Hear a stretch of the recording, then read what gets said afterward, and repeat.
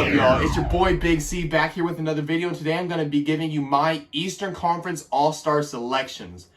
There's going to be a total of 12 Eastern Conference All-Stars this year, 5 starters, and 7 bench players. I'm going to have 4 front court members on the bench, 3 back court members on the bench, and I'm going to have a normal starting 5 in for the starters. Before we talk about anything else, I want you guys to know that we're still on the road to 100 subscribers, so hit the subscribe button down below. And let's get into the video. Eastern Conference this season, there have been very many overperformers this season, so I've had to take that into account when making this list. Who I think is going to drop off so far this season, and who I think is going to continue on this pace. And that's what I took into account to make this list. To start off with my starting guards for the Eastern Conference, I have Bradley Beal and Jaylen Brown. Bradley Beal has been having an historic season, averaging 35 points per game, 5 rebounds and 5 assists, while shooting 47% from the field, 34% from the 3, and 88% from the line. Bradley Beal has had an absolutely fantastic season, but the Washington Wizards have just been an absolute train wreck this season. So Bradley Beal and the Washington Wizards have one of the worst records in the NBA. Next to Bradley Beal, I have Jaylen Brown of the Boston Celtics. So far this season, Jaylen Brown has debatably been the best player in the Boston Celtics next to Jason Tatum. And so far this season, Jaylen Brown has been averaging 27 points per game, 5 rebounds and 4 assists, while shooting absolutely fantastic from the field with 52% from the field, 44% from the three-point line, and 76% from the line.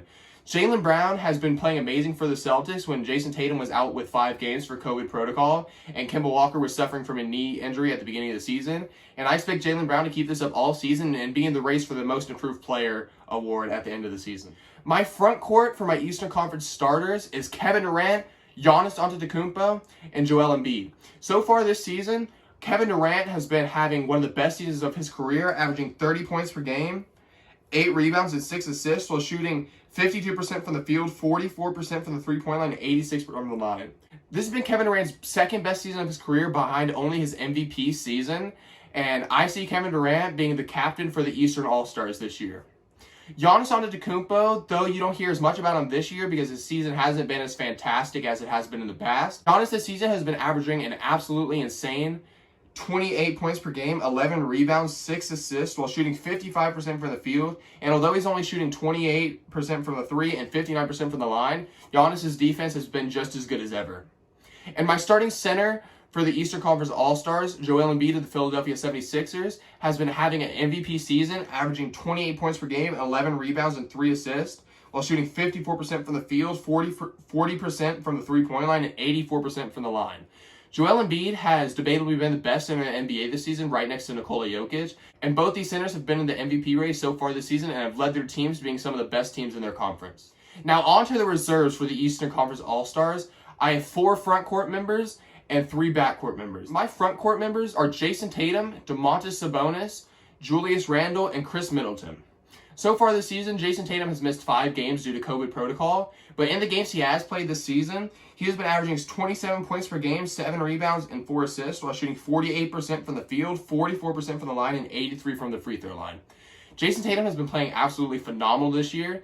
Him and Jaylen Brown together this season have been one of the best duos in the NBA, and day in and day out, they're both putting up absurd numbers, leading them both to be Eastern Conference All-Stars this season. On the other hand, Domantas Sabonis has been the best player in the Indiana Pacers this season, averaging 21 points per game, 12 rebounds, and 6 assists, while shooting 55% from the field, an insane 36% from 3 for Domantas Sabonis, and 68% from the line. Domantas Sabonis has been having the best season of his career, and he was an All-Star last year, and he's only gotten better. So I don't see a world where Domantas Sabonis does not make the All-Star game this year. I was debating on putting a second Pacer into the All-Star game because of how great they've been playing to start the season. But you'll see when I name my backcourt members that I thought that some guards in the NBA deserve to make the All-Star game over Malcolm Brogdon, who would be the second player to make it into the All-Star game for the Indiana Pacers. My third front court member to make it into the Eastern Conference All-Star reserves is Julius Randle of the New York Knicks. So far this season, Julius Randle has been averaging 22 points, 11 rebounds, and 6 assists, and having his most efficient season ever at 47% from the field, 35% from 3, and 81% from the line. Last year, Julius Randle was clowned by most of the NBA world because of how terrible of a season he had and all the careless turnovers and passes that he made last season. But Julius Randle has cleared his name so far this season and led the New York Knicks to be a respectable team in the Eastern Conference. My final front court member for the Eastern Conference All-Star reserves is Chris Middleton of the Milwaukee Bucks. Every season, it seems as if Chris Middleton gets better scoring-wise and efficiency-wise, and this season has been no different. Chris Middleton this season is averaging 21 points per game, 7 rebounds, and 6 assists, while shooting 51% from the line, 44% from 3, and an insane 93% from the line. Last season, Chris Middleton just missed out on the 50-40-90 club, so this season, Chris Middleton plans to leave no doubt whether or not he made it into that club by being well above that average in all 3 of those categories. Now, on to my backcourt members for my Eastern Conference All-Star reserves. I have Colin Sexton, James Harden, and Kyrie Irving. Colin Sexton this season on the Cleveland Cavaliers has been absolutely insane. Colin Sexton, along with Darius Garland and the Cleveland Cavaliers' excellent backcourt, have both had emergences to star careers this season. And Colin Sexton, who is averaging 25 points per game, 3 rebounds and 4 assists, while shooting 50% from the field, 44% from 3, and 81 from the line, has been one of the best guards in the NBA, let alone the Eastern Conference, and has led the Cavaliers to be competitive in many of the games they played this season. Although I don't see a world in which the Cleveland Cavaliers make the playoffs this year, if Colin Sexton continues to play at this caliber, the Cleveland Cavaliers could make a push for the play-in tournament in the Eastern Conference this year. My last 2 backcourt players for the Eastern Conference are the 2 Brooklyn Nets players, James Harden and Kyrie Irving. James Harden, who was just traded for the Rockets, has taken time to let his scoring develop in the Brooklyn Nets' new system, but he has still been averaging 25 points per game, 6 rebounds, and a league-leading 11 assists per game, while shooting very efficient at 46% from the field, 37% from the line, and 88% from the free throw line. James Harden has been one of the best passers in the league this year, and his passing will continue to stay up with players like Kyrie Irving and Kevin Durant to catch his passes and finish off his assists. And my final player for the backcourt of the Eastern Conference All-Star reserves is Kyrie Irving. I considered putting either Trae Young or Malcolm Brogdon in this final backcourt spot, but I didn't see a world in which Kyrie Irving wasn't voted in by the fans of the NBA for the All-Star game. Although Kyrie Irving has missed a lot of games this season, Kyrie Irving has been averaging 28 points per game, 5 rebounds, and 6 assists, while shooting 50-40-90 from the field.